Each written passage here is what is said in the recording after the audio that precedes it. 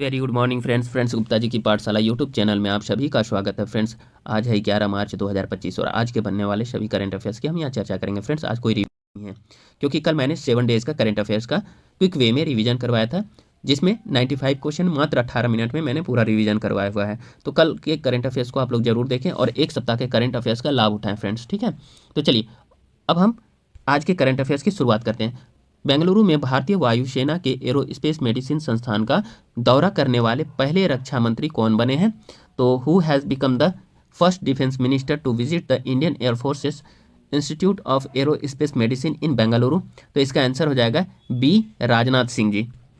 Details देख लेते हैं। देखिए, रक्षा मंत्री राजनाथ सिंह ने 9 मार्च 2025 को कर्नाटक के बेंगलुरु में भारतीय वायुसेना यानी IAF के एरोस्पेस मेडिसिन संस्थान यानी IAM का दौरा किया, ठीक है। संस्थान का दौरा करने वाले पहले रक्षा मंत्री राजनाथ सिंह को पायलट प्रशिक्षण और एरोमेडिकल अनुसंधान में IAM की भूमिका के बारे में अवगत कराया गया।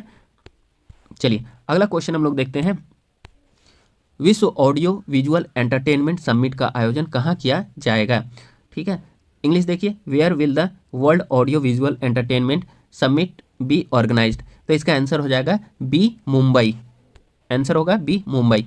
तो हम लोग अब इसके डिटेल्स को देखेंगे। देखिए, मुंबई में 1 से लेकर के 4 मई 2025 तक जियो वर्ल्ड कन्वेंशन सेंटर में विश्व audio visual entertainment summit WAVES का उद्घाटन किया जाएगा। यह आयोजन भारत सरकार द्वारा भारत को मीडिया और मनोरंजन के लिए वैश्विक केंद्र के रूप में स्थापित करने की एक महत्वपूर्ण पहल है फ्रेंड्स। अगला क्वेश्चन हम लोग देखेंगे, काफ़ी इंपॉर्टेंट है। देखिए, भारत किस देश के साथ मिलकर एक्सरसाइज खंजर 12 का आयोजन कर रहा है? With which country is India organising exercise Khanjar 12? तो इसका आंसर देखिए क्या होगा कि देखिए, खंजर जो होता है भारत और किर्गिस्तान के बीच में होता है, तो इसलिए इसका आंसर डी हो जाएगा, किर्गिस्तान, ठीक है। चलिए डिटेल्स देखते हैं। भारत किर्गिस्तान संयुक्त विशेष बल अभ्यास खंजर 12 यानी खंजर 12 एक महत्वपूर्ण सैन्य प्रशिक्षण कार्यक्रम है जो भारत और किर्गिस्तान के बीच बढ़ते सामरिक और रक्षा सहयोग को दर्शाता है। यह अभ्यास 10 मार्च से लेकर के 23 मार्च 2025 तक किर्गिस्तान में आयोजित किया जा रहा है, ठीक है। अगला क्वेश्चन हम लोग देखेंगे फ्रेंड्स। ICC चैंपियंस ट्रॉफी 2025 का टाइटल किस टीम ने जीता?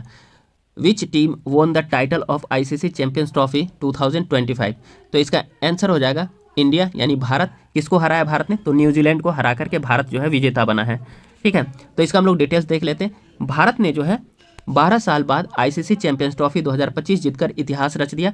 रोहित शर्मा की कप्तानी में यह भारत की पहली चैंपियंस ट्रॉफी जीत है, जबकि रोहित और विराट का यह चौथा ICC खिताब बना। फाइनल में शानदार प्रदर्शन करने के लिए रोहित शर्मा को मैन ऑफ द मैच मिला है फ्रेंड्स, और वही रचिन रविंद्र को प्लेयर ऑफ द टूर्नामेंट चुना गया। भारत जो है कुल मिलाकर के अभी तक 3 बार ICC चैंपियंस ट्रॉफी जीत चुका है। लास्ट बार जो है भारत ने 2012 में यह खिताब जीता था, ठीक है। चलिए अगला हम लोग क्वेश्चन देखते हैं। भारत का 58वां टाइगर रिजर्व किस राज्य में स्थापित किया गया है? In which state has India's 58th tiger reserve been established? Answer हो जाएगा सी, मध्य प्रदेश। डिटेल्स देख लीजिए फ्रेंड्स। देखिए, वन्य जीव संरक्षण की दिशा में एक महत्वपूर्ण कदम के रूप में मध्य प्रदेश के माधव नेशनल पार्क को 9 मार्च 2025 को आधिकारिक तौर पर भारत का 58वां टाइगर रिजर्व घोषित किया गया। केंद्रीय पर्यावरण मंत्री भूपेंद्र यादव ने यह घोषणा की, जो देश की बायोडाइवर्सिटी की रक्षा और संरक्षण के लिए चल रहे प्रयासों में एक और मील का पत्थर है। अगला क्वेश्चन हम लोग देखते हैं फ्रेंड्स, बहुत ही इंपॉर्टेंट है ये भी। देखिए, वैश्विक आतंकवाद सूचकांक यानी GTI 2025 रिपोर्ट किस संस्था द्वारा प्रकाशित की गई? इंग्लिश देखिए, द ग्लोबल टेररिज्म इंडेक्स यानी GTI 2025 report has been published by which organisation? इसका आंसर हो जाएगा फ्रेंड्स बी नंबर होगा, ठीक है, अर्थशास्त्र और शांति संस्थान यानी IEP। अब इसका इंग्लिश में हो जाएगा institute for economics and peace, IEP, ठीक है। बी इसका आंसर होगा अर्थशास्त्र और शांति संस्थान यानी IEP, institute of economics and peace. चलिए अब हम लोग इसका डिटेल्स देखते हैं फ्रेंड्स। देखिए, institute for economics and peace द्वारा प्रकाशित ग्लोबल टेररिज्म इंडेक्स 2025 रिपोर्ट 2024 में पाकिस्तान में आतंकवाद से संबंधित मौतों में 45% की वृद्धि दर्शाती है। पाकिस्तान अब चौथे स्थान से ऊपर आकर दूसरा सबसे अधिक आतंकवाद प्रभावित देश है। ठीक है, आतंकवाद से होने वाली मौतें 2023 में 748 थी, जो अब बढ़ करके 2024 में 1081 हो गई फ्रेंड्स। ठीक है, ध्यान रखिएगा। और जो वैश्विक स्तर पर सबसे अधिक वृद्धि को दर्शाती है। आतंकवादी हमले दोगुने से भी अधिक हो गए हैं। 2023 में जहां 517 आतंकवादी हमलों से मरने वालों की संख्या थी, वहीं 2024 में यह बढ़कर के 1099 हो गया है, जो पहली बार 1000 के पार कर गया है। खैबर पख्तूनवा में बन्नू छावनी पर हाल ही में हुए हमले में 5 सैनिक और 13 नागरिक मारे गए थे फ्रेंड्स। चलिए अगला क्वेश्चन हम लोग देखते हैं फ्रेंड्स। तुंगा नदी जो हाल ही में समाचारों में रही, किस राज्य से होकर बहती है? ठीक है, अब इंग्लिश देखिए। Tunga river which was in the news recently flows through which state? तो इसका आंसर हो जाएगा फ्रेंड्स बी, कर्नाटका। डिटेल्स देखते हैं हम लोग। देखिए, कर्नाटका राज्य प्रदूषण नियंत्रण बोर्ड KSPCB ने तुंगा नदी में 7 प्रदूषण स्रोतों की पहचान की है। जिला प्रशासन इसके किनारों पर अतिक्रमण की जांच कर रहा है। तुंगा नदी कर्नाटक से होकर बहती है, जो पश्चिमी घाट में वाराह पर्वत से निकलती है। यह कुंडली में भद्रा नदी के साथ मिलकर के तुंगभद्रा नदी बनाती है, जो बाद में आंध्र प्रदेश में कृष्णा नदी में मिल जाती है। अपने प्राचीन जल के लिए प्रसिद्ध इसमें श्रृंगेरी शारदा मंदिर और विद्याशंकर मंदिर जैसे धार्मिक स्थल है। गजानूर बांध एक एस आकार का बांध इसी नदी पर बनाया गया है। चलिए अगला क्वेश्चन हम लोग देखते हैं। एशियाई महिला कबड्डी चैंपियनशिप 2025 किस देश ने जीती है? Which country won the Asian women's kabaddi championship 2025? तो इसका आंसर हो जाएगा सी, भारत यानी इंडिया। चलिए डिटेल्स देखते हैं। भारतीय महिला कबड्डी टीम ने अपना 5वां एशियाई महिला कबड्डी चैंपियनशिप खिताब जीता। उन्होंने 8 मार्च 2025 को तेहरान में आयोजित फाइनल में ईरान को 32-25 से हराया। छठी एशियाई महिला कबड्डी चैंपियनशिप 2025 जो है 6 से 8 मार्च 2025 तक तेहरान में हुई। ईरान ने तीसरी बार टूर्नामेंट की मेजबानी की। इससे पहले 2007 और 2017 में ईरान ने इसकी मेजबानी की थी। चलिए अगला क्वेश्चन हम लोग देखते हैं। हम लोग 9 नंबर क्वेश्चन की चर्चा करते हैं। ठीक है, बहुत ही इंपॉर्टेंट क्वेश्चन है फ्रेंड्स, ध्यान से देखिएगा। देखिए, किस संगठन ने ब्रह्मास्त्र मिसाइल लंबी दूरी की एंटी शिप मिसाइल विकसित की है? तो ब्रह्मास्त्र मिसाइल किसने बोल रहा है कि विकसित किया है?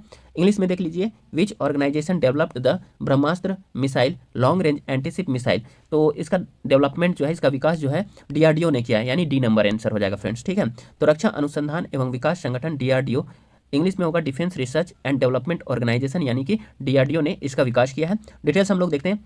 देखिए, भारतीय वैज्ञानिकों ने Brahmastra missile long range anti ship missile विकसित की है, जो 12,144 किलोमीटर प्रति घंटे की गति वाली एक हाइपरसोनिक ग्लाइड मिसाइल है। ठीक है, इसे DRDO द्वारा विकसित किया गया। यह रेंज और तकनीक में चीन की DF-17 जैसी मिसाइलों से आगे है। इस मिसाइल की रेंज 1500 किलोमीटर है और यह 7 से 8 मिनट के भीतर ही दुश्मन के जहाज़ों को नष्ट कर सकती है फ्रेंड्स। इसे जमीन या समुद्र से लॉन्च किया जा सकता है, जो लचीलापन प्रदान करता है। बात हो रही है DRDO की फ्रेंड्स, तो DRDO का मुख्यालय जो है नई दिल्ली में। इसका की स्थापना जो है 1958 ईस्वी में की गई थी और इसके वर्तमान में अध्यक्ष जो है डॉक्टर समीर वी कामत हैं। चलिए अगला क्वेश्चन हम लोग देखते हैं फ्रेंड्स।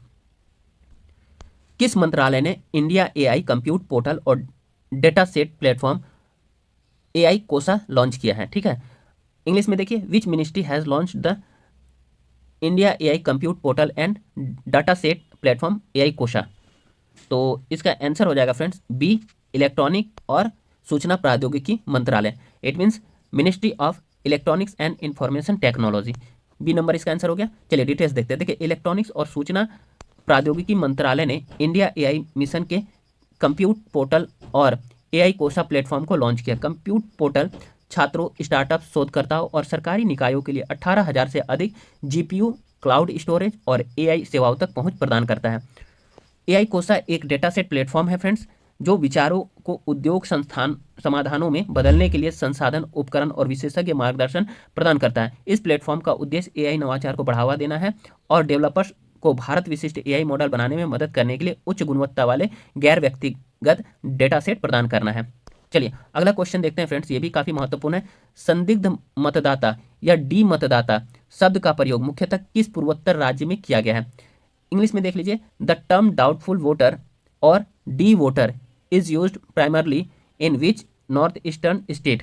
तो इसका आंसर हो जाएगा फ्रेंड्स ए, असम। कहाँ हो जाएगा? ए, असम। ठीक है, चलिए डिटेल्स देखते हैं। असम के विपक्ष ने डी यानी संदिग्ध मतदाताओं की दुर्दशा पर चिंता जताई और राज्य के एकमात्र हिरासत केंद्र को बंद करने की मांग की। डी वोटर वे व्यक्ति हैं जो अपनी भारतीय राष्ट्रीयता साबित नहीं कर सके और उनके मामले विदेशी न्यायाधिकरणों में लंबित है। डी वोटर अवधारणा असम के लिए विशिष्ट है, जहां प्रवास और नागरिकता प्रमुख राजनीतिक मुद्दा है। भारत के चुनाव आयोग ने 1997 में डी वोटर श्रेणी की शुरुआत की थी। चलिए फ्रेंड, डी वोटर मतदाता जो हैं वो मतदान नहीं कर सकते या चुनाव नहीं लड़ सकते क्योंकि उनकी नागरिकता सत्यापित नहीं है। नागरिकता अधिनियम 1955 और नागरिकता नियम 2003 संदिग्ध मतदाताओं को परिभाषित नहीं करते हैं। ध्यान रखिएगा, कौन कौन सा? नागरिकता अधिनियम 1955 और नागरिकता नियम 2003 संदिग्ध मतदाता को परिभाषित नहीं करते हैं। डी वोटर पर निर्णय एक विशिष्ट समय सीमा के भीतर किया जाना चाहिए और यदि वे विदेशी नागरिक पाए जाते हैं तो उन्हें निर्वासित या हिरासत में लिया जा सकता है। फ्रेंड्स, अगला क्वेश्चन हम लोग देखते हैं। बिलीगिरी रंगास्वामी मंदिर टाइगर रिजर्व यानी BRT किस राज्य में स्थित है? इंग्लिश में देखिए, in which state is the Biligiri Ramaswamy temple tiger reserve, it means BRT located. तो इसका आंसर हो जाएगा फ्रेंड्स बी, कर्नाटक। ठीक है, डिटेल्स देखते हैं हम लोग। इको सेंसेटिव जोन ESZ निगरानी समिति ने BRT टाइगर रिजर्व सीमा के 1 किलोमीटर के भीतर या ESZ तक जो भी नजदीक हो नए व्यावसायिक निर्माण पर प्रतिबंध लगाने का फैसला किया है। बिलिगिरी रंगास्वामी मंदिर यानी BRT टाइगर रिजर्व कर्नाटक के चामराजनगर जिले में है। यह दक्षिण भारत में पश्चिमी और पूर्वी घाटों के बीच एक पुल का काम करता है। इसे 2011 में टाइगर रिजर्व घोषित किया गया था फ्रेंड्स, जो 574.82 वर्ग किलोमीटर में फैला हुआ है। रिजर्व का नाम बिलिगिरी के नाम पर रखा गया है, जिसका अर्थ है सफेद चट्टानी चट्टान, जो भगवान विष्णु को समर्पित प्राचीन रंगास्वामी मंदिर का घर है। फ्रेंड्स, अगला क्वेश्चन हम लोग देखते हैं। हाल ही में खबरों में रही पंचगंगा नदी किस नदी की सहायक नदी है? बहुत ही इंपॉर्टेंट क्वेश्चन है फ्रेंड, ध्यान रखिएगा कि हाल ही में खबरों में रही पंचगंगा नदी किस नदी की सहायक नदी? इंग्लिश में देख लीजिए, Panchganga river which was in the news recently is a tributary of which river? तो इसका आंसर हो जाएगा सी, कृष्णा। डिटेल्स देखते हैं फ्रेंड। देखिए, महाराष्ट्र सरकार ने पंचगंगा नदी में प्रदूषण की जांच के लिए एक पैनल नियुक्त किया है। यह महाराष्ट्र से होकर बहने वाली कृष्णा नदी की एक प्रमुख सहायक नदी है। यह नदी कोल्हापुर जिले के सह्याद्री पर्वतों में प्रयाग संगम से निकलती है। यह 5 छोटी नदियों कसारी, कुंभी, तुलसी, भोगवती और सरस्वती के संगम से बनती है। कृष्णा नदी में मिलने से पहले यह नदी 80 किलोमीटर बहती है। इसका आध्यात्मिक महत्व है। इसके किनारे कई मंदिर हैं फ्रेंड्स। ठीक है, कोल्हापुर से अनुपचारित सीवेज के कारण प्रदूषण बढ़ गया है, जिससे कृषि और पानी की गुणवत्ता प्रभावित हो रही है। फ्रेंड्स, अगला क्वेश्चन है, बहुत ही इंपॉर्टेंट क्वेश्चन है। पशु औषधि पहल किस कार्यक्रम के तहत शुरू की गई है? Under which programme Pashu medicine initiative has been launched? इसका आंसर हो जाएगा फ्रेंड्स बी, पशुधन स्वास्थ्य और रोग नियंत्रण कार्यक्रम। पशुधन स्वास्थ्य और रोग नियंत्रण कार्यक्रम यानी LHDCP। इंग्लिश में हो जाएगा livestock health and disease control programme यानी LHDCP। डिटेल्स हम लोग इसका देख लेते हैं फ्रेंड्स। देखिए, सरकार सस्ती पशु चिकित्सा दवाइयाँ उपलब्ध कराने के लिए देश भर में पशु औषधि स्टोर खोलेगी। यह कम लागत वाली जेनेरिक दवाओं के लिए प्रधानमंत्री भारतीय जन औषधि केंद्र यानी PMBJK के मॉडल का अनुसरण करता है। यह पहल संशोधित पशुधन स्वास्थ्य और रोग नियंत्रण कार्यक्रम यानी LHDCP का हिस्सा है। स्टोर सहकारी समितियों और प्रधानमंत्री किसान समृद्धि केंद्रों यानी PMKS द्वारा चलाए जाएंगे। पारंपरिक ज्ञान पर आधारित निर्जातीय पशु चिकित्सा दवाइयाँ भी उपलब्ध होंगी। किसानों के लिए सस्ती उच्च गुणवत्ता वाली पशु चिकित्सा दवाइयाँ सुनिश्चित करने के लिए 75 करोड़ रुपए आवंटित किए गए हैं। फ्रेंड्स, चलिए फ्रेंड्स, आज का जो है सेशन यहीं समाप्त होता है। कल फिर हम नए सेशन के साथ आप लोगों के समक्ष प्रस्तुत होंगे। फ्रेंड्स, आप लोग फ्रेंड्स मेरे चैनल गुप्ता जी की पाठशाला को लाइक, सब्सक्राइब, शेयर और कमेंट अवश्य करें। कल किसी का क्वेरी था फ्रेंड्स कि सर आप मुझे फलना एग्जाम का तैयारी करवा दीजिए। तो फ्रेंड्स, मेरे भी एक इंपॉर्टेंट एग्जाम है, मेंस के एग्जाम है, BPSC मेंस के। तो उसके बाद में 30 अप्रैल के बाद मैं फ्री हो जाऊंगा, तो सारे कंपटीशन का फ्री ऑफ कॉस्ट में आप लोगों को तैयारी करवा दूंगा हर सब्जेक्ट की। ठीक है, चलिए धन्यवाद फ्रेंड्स।